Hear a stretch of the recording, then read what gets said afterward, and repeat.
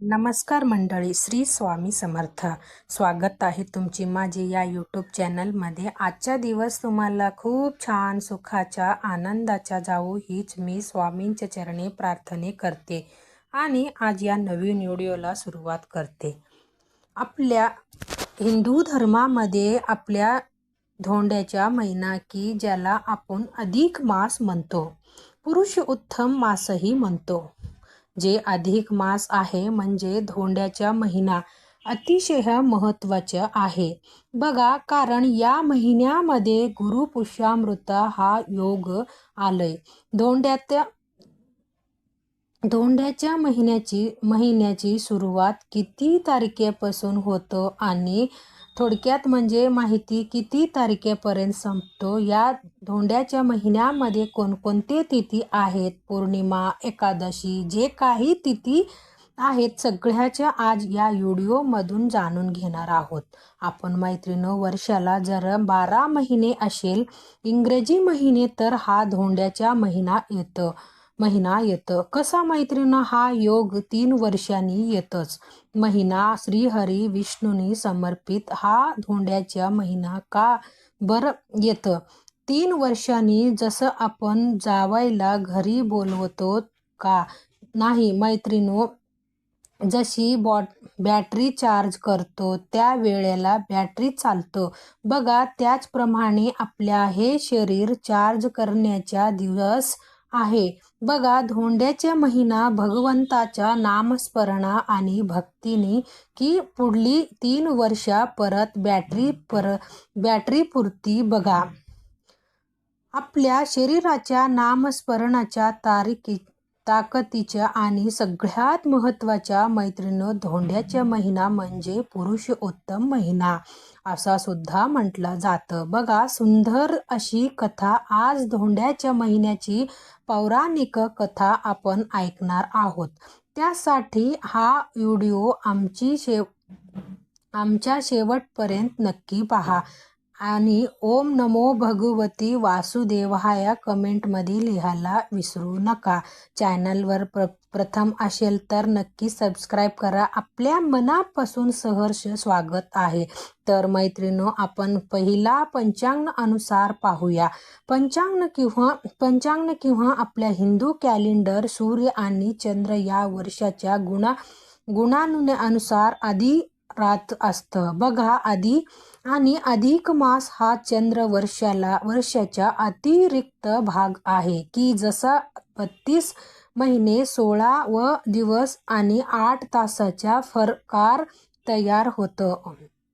आता हे अंतर भरून काढण्यासाठी किंवा सूर्य आणि चंद्र वर्ष याच्यात संतुलन निर्माण करण्यासाठी अधिक मास लागतो बाळ. दुसरीकडं भारतीय गुणांच्या पद्धतीनुसार सौर वर्षामध्ये 365 दिवस आणि चंद्र वर्षामध्ये 354 दिवस असतात. अशा प्रकारे एक वर्षात चंद्र आणि सौर वर्षामध्ये 11 दिवसाचा बघा फरक असतो आणि 3 वर्षामध्ये हा फरक 33 दिवसाचा येतो आणि हे 33 दिवस 3 वर्षांनी अतिरिक्त महिना बनतो बघा. 33 दिवसामुळे आणि हे अतिरिक्त 33 दिवस 1 महिन्यात जोडलं जातात आणि ज्याला अधिक मास असं नाव देण्यात आले. आणि हे असं केल्याने व्रत उत्सवाच्या तारीख अनुकूल राहतो आणि त्याच्या वेळी अधिक मासामुळे या कालावधीच्या या जी गुणांनी आहे ती व्यवस्थित मांडतं येतं. अजून मैत्रिणींनो, या संपूर्ण विश्वातील प्रत्येक जीव हा पंचतत्वांनी बनलेली आहे. जल, आकाश, अग्नी, वायू आणि पृथ्वी. तर मैत्रिणींनो, हा जे महिना आहे अधिक मास किंवा आपण धोंड्याचा महिना म्हणून पुरुषोत्तम महिना हा काळ आहे न फार महत्त्वाचा आहे. या काळामध्ये म्हणजे प्रत्येक क्षण येताला महत्त्व आहे. त्यामुळे या महिन्यामध्ये जे आपण धार्मिक कार्य करू ते ध्यान योग साधना हे सगळे केल्यानंतर ना शरीरामध्ये आपल्या ऊर्जा निर्माण होतं बघा. आणि ही ऊर्जा पंचभूतीच्या समतोल स्थापना करण्यात आल्यामुळे मदतही करतो. ते काळ म्हणजे अधिक मास. मैत्रिणींनो, इतका दिवस महत्त्वाचा बघा, अधिक महिन्यातले. त्यामुळे प्रत्येक क्षणी भगवंताच्या नामस्मरण करा. या महिन्यामध्ये काम करता ह्या का होय न विश्वास ठेवून. म्हणून मैत्रिणींनो, अधिक मासामध्ये केलेली जी सगळी कामं आहेत 3 वर्षांनी आपल्या परमशुद्धता प्राप्त करून देतं बघा. 3 वर्षांनी हा अधिक महिना येतो. भक्ती करण्याच्या व्यक्तीला नवीन ऊर्जेच्या जीवन जागवण्याच्या मदती होतं. आता इंग्रजी महिन्यानुसार सगळ्याच्या जर झाली तर 2026 मध्ये अधिक महिना हा मे मध्ये आलेली आहे. 17 मे 2026 वार येतं रविवारी. या दिवशी अधिक महिन्यातला सुरुवात होतं. आणि मराठी महिन्यानुसार जर सगळ्यांच्या झालं तर ज्येष्ठ महिन्यामध्ये अधिक मास चालू झालेली बघा. 17 मे 2026 वार रविवार या दिवसापासून अधिक मास ज्येष्ठ महिन्यातला सुरुवात होतं. अधिक मास 15 जून 2026 वार येतं सोमवारी. या दिवशी 15 जून 2026 वार येतं सोमवारी. या दिवशी संपतंय बघा अधिक मास. या अधिक मासामध्ये 21 मे 2026 वार गुरुवार येतं. आणि या दिवशी गुरुपुष्यामृत योग आहे बघा. आणि हा गुरुपुष्यामृत योग 21 तारखेला 6:05 चालू होतं आणि रात्री 2:49 संपतं. अधिक मासातल्या पौर्णिमा धोंड्याच्या महिन्यातली पौर्णिमा तिथीला प्रारंभ 30 मे 2026 होतं. वार शनिवार 11:27 चालू होतं बघा पौर्णिमा. आणि 31 तारखेला 2:14 पौर्णिमा संपतं. आणि यामुळं उदय तिथी अनुसार आपण 31 मे 2026 वार रविवारी या दिवशी आपण पौर्णिमेला साजरी करायची आहे.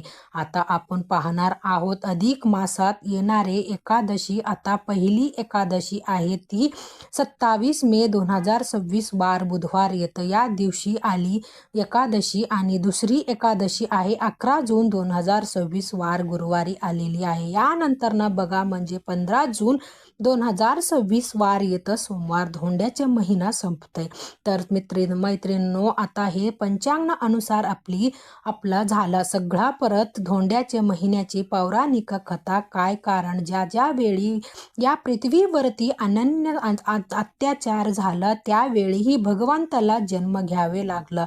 आणि घेताना भगवंता हा कलियुगाचा काळ आलंय बघा जवळ. तर मैत्रिणी, या धोंड्याच्या महिन्याची सुंदर अशी पौराणिक कथा आपण ऐकणार. तर मैत्रिणींनो, एखादा या पृथ्वीवरती हिरण्याने कश्यप नावाचा राक्षस तयार झालेली होता. त्यांनी उत्पत्ती झालेली होती. हा राक्षस घोर तपस्या करायला लागला बघा. ब्रह्मदेवाने राक्षस तपस्या करण्यात माहेरी ब्रह्मदेवाला प्रसन्न केलं. या हिरण्यकश्यपाने ब्रह्मदेवांना सांगितलं वर माग काहीतरी. त्या हिरण्यकश्यपाने बघा ब्रह्मदेवांना वरदान मागितला. देवा, मला आत्मत्वाचा वरदान तुम्ही द्या. ब्रह्मदेवाने विचार केला की त्याला आत्मत्वाचा वरदान दिलं तर त्या सृष्टीमध्ये हा आकार मजेल. ब्रह्मदेवाने सांगितलं की तुला आत्मत्वाचा वरदान मी देऊ शकत नाही. दुसरी कुठली वर आता माग तू. आता ऐकलं नंतर हिरण्यकश्यप त्या ठिकाणी म्हणाला, देवा, त्वचा वरदान नाही ना, मला दुसरी वरण द्या. राक्षस त्या ठिकाणी सांगू लागला की जगातली कोणतेही पुरुष, प्राणी, देवता किंवा राक्षस मारू शकलं नाही पाहिजे. वर्षाच्या 12 महिन्यातली कुठलाच दिवस मला म्हणजे मारण्यासाठी योग्य नाही पाहिजे, मारू शकला नाही पाहिजे. मला एवढंच नाही, हा राक्षस सांगू लागला, मला दिवस कोणी मारू शकलं नाही पाहिजे, रात्रीच्या कोणी मारू शकलं नाही पाहिजे. कोणतेही शास्त्रांना मला मारता नाही पाहिजे. ना घरात न घराच्या बाहेर मला कोणी मारू शकलं नाही पाहिजे. ब्रह्मदेवने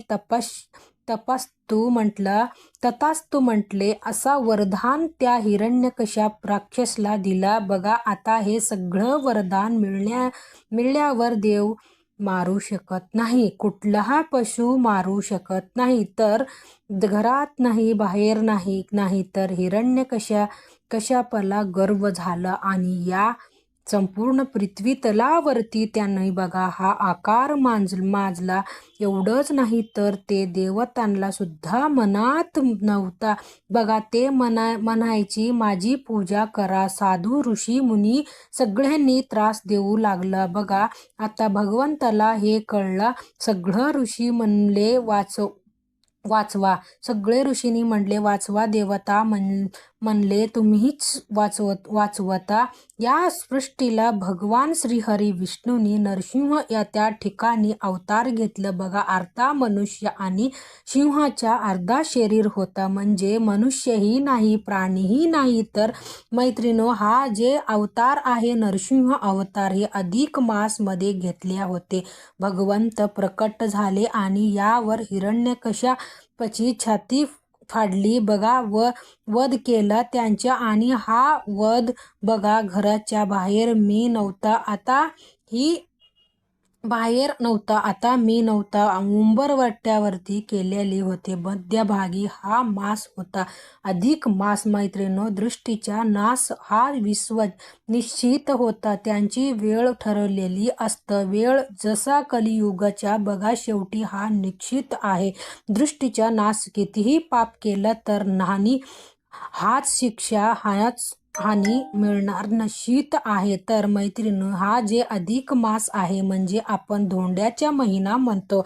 या महिन्यामध्ये भक्ती ही भगवंताच्या करावी. श्रीहरी विष्णू देवाची, माता लक्ष्मीची, त्यांच्या संपूर्ण फळ मिळणारा दिवस म्हणजे अधिक मास. बघा, इतकं महत्त्वाचं आहे. जर या महिन्यात भक्ती केली तर 3 वर्ष बघा तुमची बॅटरी चार्ज राहतं, एवढंच ताकद सत्यता आहे. यादी ठिकाणी या महिन्यामध्ये पुण्याच्या काम नक्की करा आणि भगवंताच्या भक्ती करा. तर मैत्रिणींनो, असे प्रकार हा धोंड्याच्या महिन्यात तर 12 पार पडतो. यात सुंदर कथा आपण ऐकली आणि पंचांगाच्या माहिती पाहिली. ओम नमो भगवती वासुदेवा असं कमेंटमध्ये जरूर लिहा. व्हिडिओ आवडला असला तर लाईक करा, सबस्क्राईब करा. भेटूया नेक्स्ट व्हिडिओमध्ये. तोपर्यंत सर्वांना श्री स्वामी समर्थ. धन्यवाद.